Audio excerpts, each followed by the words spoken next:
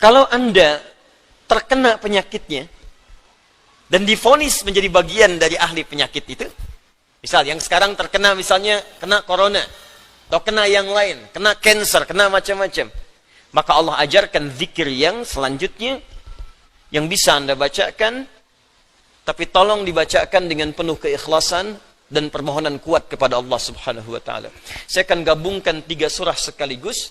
Insyaallah kalau Anda bacakan dengan benar, di situ ada janji dari Allah seperti Allah janjikan kepada Nabi Ayub, penyakit apapun selain kematian Allah akan berkenan menyembuhkannya. Pertama, saya urutkan dulu dari urutan ayatnya. Quran surah ke-17.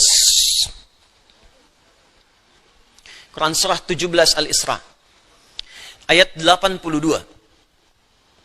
Sudah? Ayat 82. Disambungkan ke Quran surah ke-21 Al-Anbiya. Ayat 83 sampai 84. Nanti saya bacakan ayatnya. Terakhir ditutup dengan Quran surah pertama Al-Fatihah ayat 1 sampai 7. Quran surah ke-17 Al-Isra ayat 82. Quran surah ke-21 Al-Anbiya ayat 83 sampai 84 dan ditutup dengan Quran surah Al-Fatihah ayat 1 sampai ayat 7. Sekarang perhatikan baik-baik. Awas, ini bukan ilmu takatik ya. Ini isyarat Al-Quran. Wa nunazzilu minal Qur'ani ma huwa shifaa'un. Ini poinnya. Wa rahmatul lil mu'minin wa la yazidul zalimina illa khasara. Wa nunazzilu minal Qur'an, dan kami turunkan dari ayat-ayat Al-Quran itu ma huwa shifaa'un, ada yang bisa menjadi syifa. Apa itu syifa? Obat. Apa itu obat? Syifa. Ibu syifa, ibu obat. Baik. Obat penawar itu ada 2 nama. Seperti penyakit pun ada 2 nama. Satu, obat bagi penyakit fisik yang standar. Disebut dawa namanya. Dawaun. Penyakitnya daun, obatnya dawaun. Ya, ada riwayat mengatakan likulli da'in dawaun. Setiap penyakit pasti ada obatnya. Kecuali kematian. Ya, kecuali kematian. Selain kematian, kata Nabi, ada obatnya. Ya, kalau kita mau kreatif, kita dapatkan analisis, dapatkan hadis. Ya, likulli da'in dawaun. Da itu penyakit fisik. Ya, pusing, sakit perut, sakit gigi, macam-macam. Kata Nabi, Anda kreatif, dapat obatnya. Obat untuk fisik ini disebut dawa namanya. Ada yang kedua, disebut dengan maradun. Maradun. Marad itu lebih kepada penyakit hati. Penyakit jiwa. Roh. Ini. Quran surah kedua Al-Baqarah ayat 10. Fi qulubihim marad fazadahumullahu marada. Ada orang-orang munafik yang kena penyakit. Fisiknya sehat, kuat, ke masjid nomor 1, saf pertama dia. Cuma di hatinya ada penyakit. Ya, masuk masjid nyanjung Nabi, keluar masjid mencela Nabi. Nah, itu penyakit, hati-hati. Masuk masjid nyanjung-nyanjung, keluar mencela-cela. Di depan berkata baik, di belakang menjelek-jelekan. Ah, itu sakit. Nah, itu sakit tuh. Ya. Apa penyakitnya? Marad. Obat penyakit hati ini, maka namanya bukan dawa, tapi disebut dengan syifa. Syifa. Syifa'un. Tahan, pelan-pelan. Jikalau ada orang iri hati, orang dengki, mohon maaf, orang terkena penyakit hati yang lainnya, maka obatnya tidak akan pernah ditemukan di apotek atau di rumah sakit tertentu. Silahkan Anda datang ke Kimia Farma, datang ke apotek-apotek yang Anda dapatkan di sekitaran, Century dan sebagainya. Tanyakan, ada nggak obat penyakit hati? Ada nggak obat iri hati? Ada nggak obat dengki? Nggak akan ditemukan. Kenapa? Karena mereka khusus menangani penyakit-penyakit fisikal, disebut dengan daun. Tapi kalau syifa, maka ini erat kaitannya dengan penyakit yang pertama ini, penyakit hati. Di mana ditemukannya? Kata Allah, wa nunazzilu minal Qur'an. Solusinya ada dalam Al-Quran. Maka nanti Allah turunkan beberapa amalan-amalan yang saat dikerjakan amalan itu bisa menghikis, menyembuhkan, bahkan menghilangkan penyakit-penyakit hati. Cari ayatnya. Maka Anda akan temukan kalimat-kalimat dalam Al-Quran, ayat-ayat bimbingan. Ini obat untuk menghilangkan malas. Ini obat untuk menghilangkan iri hati. Bahkan ini mencegah penyakit dengki. Kalau ada orang sekitaran dengki dengan kita, bacakan ayat ini. Turun surah Al-Falaq. Kalau ada orang munafik, bacakan surat yang ini. Kalau ada orang ini, bacakan surat yang ini. Nah, pencegahan-pencegahannya, obatnya ditemukan bagiannya di Al-Quran. Tapi syifa juga memiliki makna yang kedua.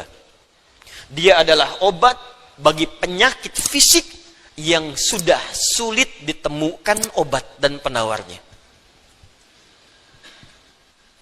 Kalau dokter sudah mengatakan, sudah ini nggak ada obatnya, ini belum ditemukan penawarnya, maka Allah turunkan kemudian beberapa ayat dalam Al-Quran berupa zikir-zikir tertentu yang kalau dilakukan dengan benar, maka melahirkan penawar yang tidak ditemukan secara fisikal. Apa diantaranya?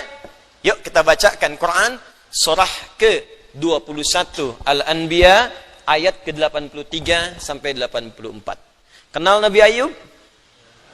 Bagus. Ada yang kenal di sini. Baik. Bukankah ujian Nabi Ayub salah satunya kena penyakit fisik? Bukankah ujian Nabi Ayub alaihissalam salah satunya kena penyakit fisik? Ya. Pertama ujian harta, habis semua asetnya. Yang kedua ujian keluarga, wafat semua anaknya. Yang kedua ketiga ujian fisik. Ditimpa, diuji dengan penyakit, maaf, yang belum ditemukan obatnya, tidak akan pernah dirasakan orang sebelumnya, tidak dialami orang setelahnya, saking parahnya penyakitnya. Dokter mengatakan sudah nggak ada obat. Orang mengatakan secara klinis mustahil sembuh, nggak ada obatnya. Maka apa yang dikerjakan oleh Nabi Ayub alaihissalam? Ingat, ini pesan dari Al-Quran. Ada isyarat begini. Ketika manusia mengatakan, makhluk mengatakan ini mustahil, itu tanda pertama dari Allah supaya langsung kita diminta untuk memohon kepada Allah subhanahu wa ta'ala. Jadi kalau ada orang mengatakan ini nggak bisa, itu langsung tanda langsung dari Allah supaya tinggalkan pendapat makhluk, minta kepada Khalik. Itu poinnya. Makanya seringkali ujian penyakit itu diantaranya mendorong kita untuk mendekat kepada Allah. Jadi kalau Anda diberikan penyakit sampai parah, nggak menyebut nama Allah juga, perlu dikasih apa lagi supaya ingat sama Allah? Jadi kalau diberikan yang paling parah, nggak sempat menyebut nama Allah juga, Anda perlu dikasih apa lagi? Karena itu seringkali ujian itu, kata Nabi, jika Allah mencintai seorang hamba, diberikan ujian supaya dekat dengan Allah. Innallaha idza ahabba 'abdan ibtala. Allah itu kalau sudah cinta dengan seorang hamba, diberikan ujian supaya ingat, nyebut. Mungkin sebentar lagi wafat, sebut nama Allah, dekatkan diri dengan Allah. Makanya, maaf ya, nikmat kesehatan itu berharga ketika sakit. Ya, syukur nikmat itu datang ketika sakit.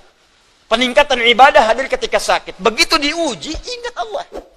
Nah, ini yang dikerjakan Nabi Ayub alaihissalam. Begitu penyakitnya sudah mulai mengganggu beliau ibadah, maka perhatikan zikirnya. Amalkan ini, bacakan dengan penuh ketulusan. Wa ayyuba, dan kami buka kisah Ayub alaihi salam.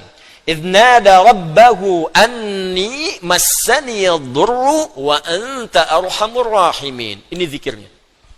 Anni massani yadurru wa anta arhamur rahimin. Anda boleh bacakan dari sini. Ya, anni massani yadurru wa anta arhamur rahimin. Allahumma anni massani yadurru wa anta arhamur rahimin. Allahumma anni massani yadurru wa anta arhamur rahimin. Dalam tahajud Anda mohon kepada Allah. Yang divonis misalnya matanya sulit sembuh, yang divonis misalnya ini penyakit gak mungkin sembuh, yang divonis kanker macam-macam, minta Allahumma anni massani yadurru wa anta arhamur rahimin. Ya Allah, penyakit ini sudah mulai mengganggu saya untuk bisa fokus ibadah kepadamu. Ini kuncinya. Jadi kalau bacakan ayat ini, arahkan ke kepentingan ibadah, jangan cuma minta sembuh. Sebab yang pengen sembuh pun banyak. Jangankan Anda, yang lain pun pengen sembuh. Apa motivasinya supaya Allah cepat sembuhkan kita? Maka dekatkan kesembuhan itu pada kepentingan ibadah. Minta, ya Allah saya pengen sholat. Berikan kesembuhan pada kaki saya untuk bisa melangkah. Ya. Ini peserta karantina Al-Quran, mungkin sebentar lagi akan datang kisahnya. Ada salah satu matanya yang nggak berfungsi. Divonis nggak bisa melihat. Nggak bisa melihat salah satunya. Dia ikut karantina. Dia baca Quran dengan tulus. Dia berdoa kepada Allah. Sekitar 2-3 hari yang lalu, tiba-tiba dia masuk kamar mandi, dapat cahaya, terbuka, melihat semua. Sekarang matanya bisa melihat normal dua-duanya. Minta, Allahumma anni masanni yadur wa anta arhamur rahimin. Sebentar.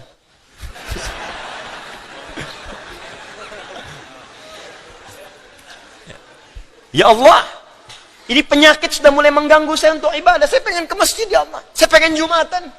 Saya pengen jamaah ya Allah. Cuman karena ini saya nggak bisa lagi jamaah. Bukankah engkau menyukai hambamu yang jamaah ya Allah? Bukankah engkau menyukai hambamu yang sholat bersama ya Allah? Bukankah engkau menyukai zikir ya Allah yang kau dengar setiap waktu ya Allah? Wa anta arhamur rahimin, sedangkan engkau yang paling sayang padaku. Kalau yang paling sayang saja tidak engkau sembuhkan, lantas kepada siapa lagi aku mohon dan meminta? Kalau kepada yang paling sayang saja tidak menyembuhkan, kepada siapa lagi aku mesti meminta? Anda tahu apa jawabannya? Fastajabna lahu fakashafna ma bihi min dhurrin wa atainahu ahlahu wa mithlahu ma'ahum rahmatan min indina, ujungnya wa dzikra lil abidin. Kata Allah, kalau ada orang yang mengamalkan zikir ini seperti Ayub mengerjakannya, aku akan sembuhkan penyakitnya, hilangkan semua kesulitannya, bahkan aku kembalikan aset-aset yang dirasakan hilang. Anda biaya keluar sekian juta, puluhan juta, miliaran dibalikin oleh Allah, seperti Allah mengembalikan Ayub dan anak-anaknya plus aset-asetnya. Anaknya meninggal 12, sembuh kembali, istrinya hamil lagi. Setiap hamil, lahiran kembar, lahiran kembar. Lahiran sampai 12 kali, anak 24. Aset balik semuanya.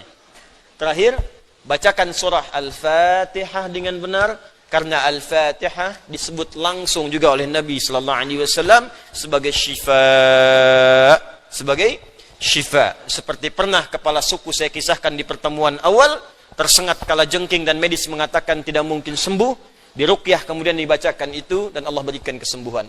Wallahu a'lam bissawab. Ini bagian dari ikhtiar roh, bukan bagian dari pendekatan-pendekatan obat fisik. Dan semoga dengan itu Allah memberikan ketenangan, kemudahan, dan menghilangkan segala kesulitan di sekitaran kita insyaAllah. Ini sebagai respon dari beberapa saudara-saudari kita yang meminta penguatan dan doa. Sekali lagi kita doakan, semoga Allah meringankan semua apa yang kita hadapi saat ini. Kita akan mulai pelajaran kita setelah menunaikan salat Isya berjamaah. Dan mari kita khusyukkan niat kita, kita khusyukkan ibadah kita. Semoga amal kita diterima oleh Allah Subhanahu wa ta'ala. Assalamualaikum warahmatullahi wabarakatuh.